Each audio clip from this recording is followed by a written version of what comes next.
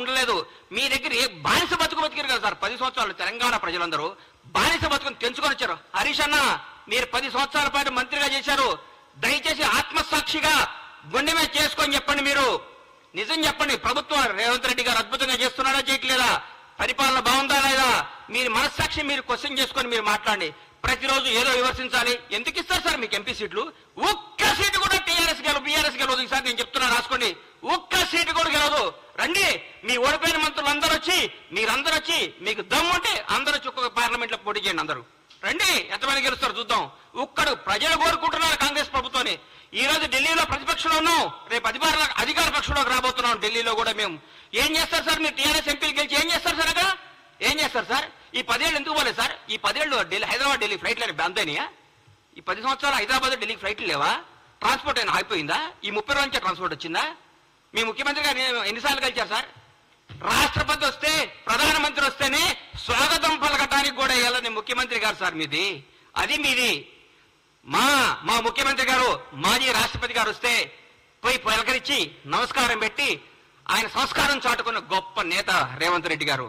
రేవంత్ రెడ్డి గారు యువకుడు, ఉత్సాహవంతుడు, ప్రజల కోసమే, ప్రజా శ్రేయస్సు కోసమే, ప్రజల భాగముల కోసమే, తెలంగాణ ప్రజల కోసం పోరాడుతున్న వ్యక్తి ముఖ్యమంత్రి గారు. ఆయనను పట్టుకొని ఆయన పిసిసి అధ్యక్షుడిగా ఉన్నప్పుడు ఏం చేశారు, పిసిసి అది లేనప్పుడు ఏం చేశారు? విమర్శిస్తారు సార్, విమర్శిస్తారు. ప్రజలు ఒప్పుకున్నారు. మా కార్యకర్తలందరూ మా ఇంటనే ఉన్నారన్నారు హరీష్ అన్న. 10 సంవత్సరాల ప్రతిపక్షంలో ఉన్నా కానీ కాంగ్రెస్ కార్యకర్తలందరూ కాంగ్రెస్ లో ఉంటారు.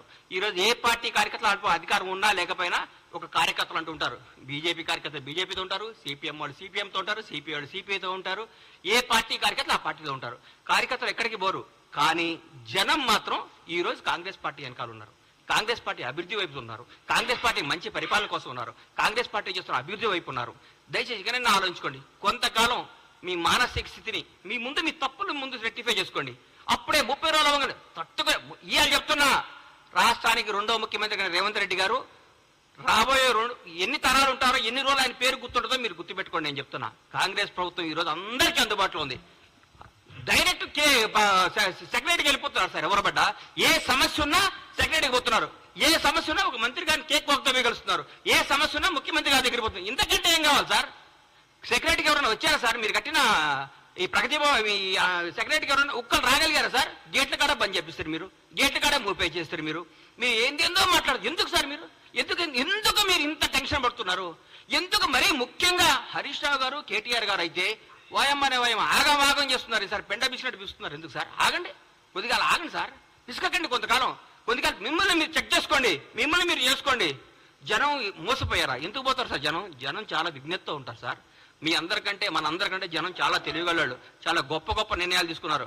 ఈ రోజు వాళ్ళకి అవసరం, రాష్ట్రానికి అవసరం కాబట్టి కాంగ్రెస్ పార్టీ ఘన విజయం సాధించింది. రాష్ట్ర ప్రజలందరూ కోరుకుంటున్నారు కాబట్టి కాంగ్రెస్ పార్టీ అద్భుతంగా పరిపాలిస్తుంది. రాష్ట్ర ప్రజలందరూ ఆనందపడుతున్నారు ముఖ్యమంత్రి గారిని, కాంగ్రెస్ మంత్రివర్గాన్ని చూసి.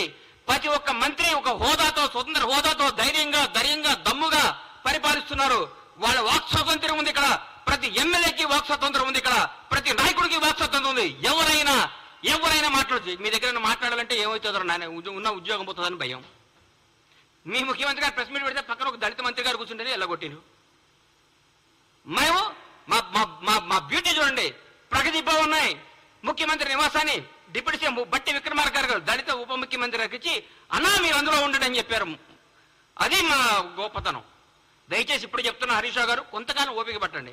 100 రోజులు కాదు, 1000 రోజులైనా మీకు రారు. 1000 రోజులైనా మీకు జరగదు. మీరు ప్రెస్ మీట్ పెట్టే అవకాశం ఉండదు. ఊరికే మీరు పెట్టాలి ప్రెస్ మీట్. ఎందుకు పెట్టాలి కాబట్టి పెట్టాలి. ఎందుకంటే మీకు అట్లాంటి ప్రెజర్స్ ఉన్నాయి పైన. ఏ ప్రెస్ మీట్ పెట్టు అలా దిట్టని మీకు ప్రెజర్స్ ఉన్నాయి కాబట్టి ఆ ప్రెజర్స్ని తట్టుకోలేక మీరు పెడుతున్నారని నాకు అర్థమైంది. మీ మనస్సాక్షిలో మేము బాగా చేస్తున్నాం, మీ మనసుకు కూడా తెలుసు. మీరందరూ మా ముఖ్యమంత్రి గారిని, మా ప్రభుత్వాన్ని మెచ్చుకొని మమ్మల్ని ప్రోత్సహించి ప్రజలకు మంచి చేద్దాం, ప్రజలకు అద్భుతాలు చేద్దాం, ప్రజలకు ఫలాలు అందిద్దాం. కానీ మా 6 గ్యారెంటీలు అమలవుతాయి. మా 6 గ్యారెంటీలు అందరికీ వస్తాయి. 100 రోజుల తర్వాత ముఖ్యమంత్రి గారు, మా కాంగ్రెస్ ప్రభుత్వం చెప్పినట్టు, మా రాహుల్ గాంధీ గారు చెప్పినట్టు, మా ప్రభుత్వం చెప్పిన అన్ని కార్యక్రమాలు అమలు చేస్తాం. మీలాగా అబద్ధాలు చెప్పం, మోసాలు చేయం, తప్పులు చేయం, బంధుప్రీతి లేదు, రాగద్వేషాలు లేవు, నిజాయితీ పాలన ఉంది. మీరందరూ కొద్దిగా ఓపిక పట్టాలని మనస్ఫూర్తిగా కోరుకుంటూ సెలవు తీసుకుంటున్నాను. Thank you.